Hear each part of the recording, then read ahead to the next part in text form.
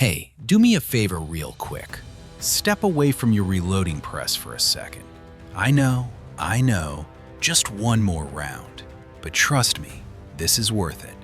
Today, we're getting our hands on something you need to see. The brand new CZ TS3. On paper, this thing is engineered to turn you, yes you, into an absolute IPSC or USPSA monster. But here's the reality check. This beast weighs in at 1,350 grams.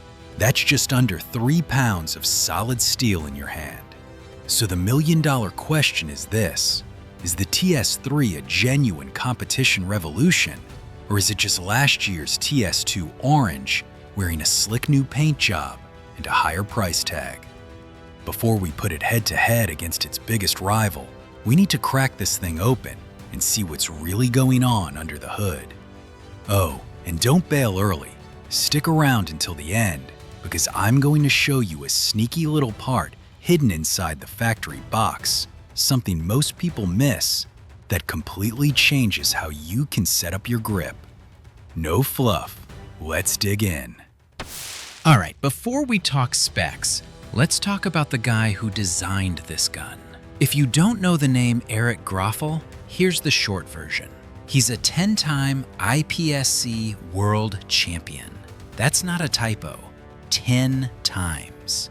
This man has spent the last 30 years of his life obsessing over one thing: shaving hundredths of a second off the clock. And I mean hundredths. The difference between first place and fourth place at a world championship? It's not your ammo, it's not your holster, it's tiny, invisible details that most shooters never even think about. The TS3 isn't just a gun with his name slapped on the side for marketing. This is Eric's brain, his entire competitive philosophy turned into steel and polymer. Every angle, every relief cut, every ounce of weight, it's all there for a reason. So when I show you the frame geometry in a second, or the trigger setup, or the weird little cuts around the slide, understand that these aren't random. They're the result of millions of rounds fired under the shot timer by one of the most precise human beings on the planet. All right, now that you know who built this thing, let's see what he actually built. First things first, we're in standard division territory here, so no crazy wide-body mags or comp cuts, just pure mechanics. Now, the first thing that jumps out? The slide. CZ completely redesigned it. It's deeply skeletonized, lightened to the edge of sanity.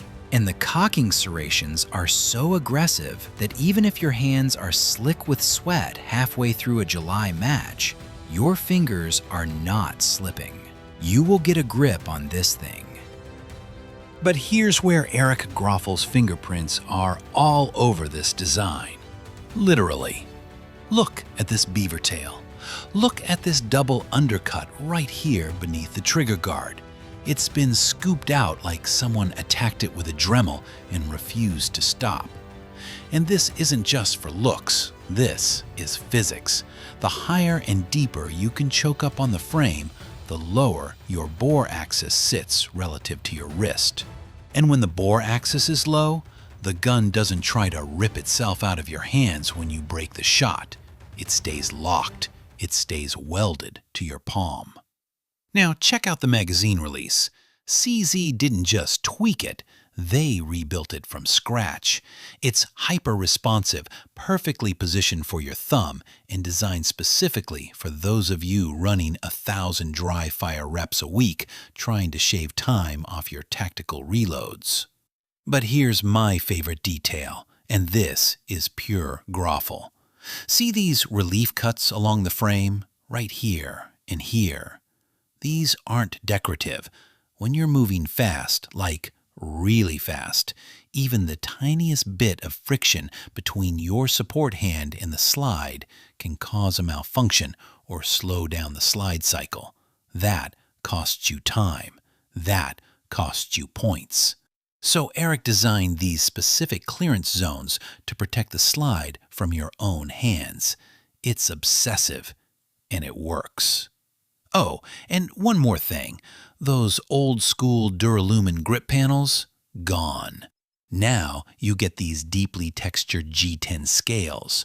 They're not just grippy, they're cut with these stepped edges that act like a physical guide. Every time you draw, your hand gets indexed into the exact same master grip. No guessing, no adjusting, just muscle memory. All right, now let's talk about the soul of this pistol, the barrel and the trigger. First up, this absolute monster of a barrel. This is a 5.2-inch heavy bull barrel. And yes, it's heavy. That's the point. All that extra mass up front, it shifts the center of gravity forward, which naturally fights muzzle flip. So when you break a shot, the gun isn't trying to climb, it wants to stay flat. You're not wrestling with physics anymore. The gun is working with you to get back to zero. It's not magic, it's just smart engineering. And then there's this trigger. We're talking about a factory single-action trigger that breaks consistently between 500 and 600 grams. For those of you thinking in freedom units, that's roughly 11 to 13 pounds. Let me say that again, just over 1 pound of pull weight from the factory. Look at this take-up. Actually, don't bother, there isn't any. Pre-travel, basically non-existent. The wall is immediate, clean, and crisp. And the reset? It's this tiny tactile click that you can feel and hear. This entire fire control group was built for one job, throwing fast, consistent double taps into the A-zone. It's a hole puncher. You just press, press, press. Same break every single time. If you've ever shot a budget competition gun with a spongy 4-pound trigger, this will feel like actual witchcraft. Okay, decision time. How does the new TS3 actually stack up against the old king of the hill, the TS2 Orange? Let's start with weight. The TS2 Orange weighs in at 1,450 grams. That's about 3.2 pounds. The TS3, 1,350 grams, or just under 3 pounds. That's a 100-gram difference. Doesn't sound like much, right? But on the clock, it's a completely different shooting experience. Here's what I noticed. The TS2 Orange, with all that extra weight, keeps your sights locked down like they're bolted to a bench rest. It's a laser. Pure, boring mechanical precision. If you struggle with keeping your dot or iron steady during rapid fire, the TS2 will absolutely forgive you. The TS3, though? The TS3 feels like it just drank 3 espressos. The lightened slide cycles fast. It's snappier, more aggressive. And because that slide is moving quicker, you can get back on target and break your next shot sooner. Now here's where it gets interesting. Transitions. The TS2 has so much forward mass that if you drive it hard into a wide transition, you can actually overshoot the target. It's like trying to stop a freight train on a dime. You will over-travel if you're not careful. The TS3, it stops instantly, dead on target. No overshoot, no correction needed. So here's the bottom line. If you find yourself constantly over-traveling on your transitions and losing time trying to settle back into the A-zone, the TS3 is your gun. But if your struggle is keeping the gun stable during fast splits and you need that extra mass to smooth everything out, the TS2 Orange is still the boss.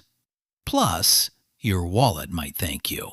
Neither one is better. They're just built for different shooters with different problems.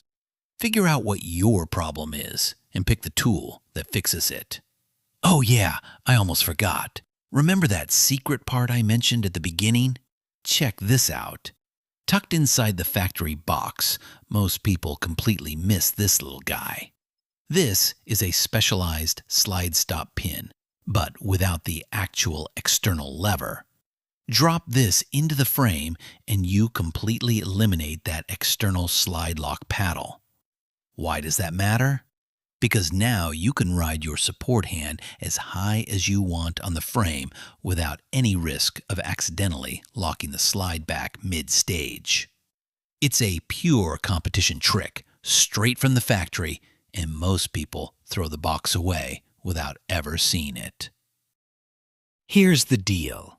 The CZ TS3 is a demanding firearm. Not because it's complicated, it's not, but because it removes your last excuse. If you're running this gun and you're still not hitting your splits, still over-traveling on transitions, still missing the A-zone, the problem isn't the hardware anymore. The problem is you. And honestly, that's exactly what a serious competition gun should do. It should force you to get better. So let me know in the comments, are you Team TS2 for that smooth, stable precision? Or Team TS3 for lightning-fast transitions? And more importantly, why? I actually want to know what you're struggling with on the range. If you got value out of this breakdown, hit that subscribe button and smash the notification bell. Because next week, we're throwing down CZ versus Tanfolio. It's going to be a slugfest, and you're not going to want to miss it.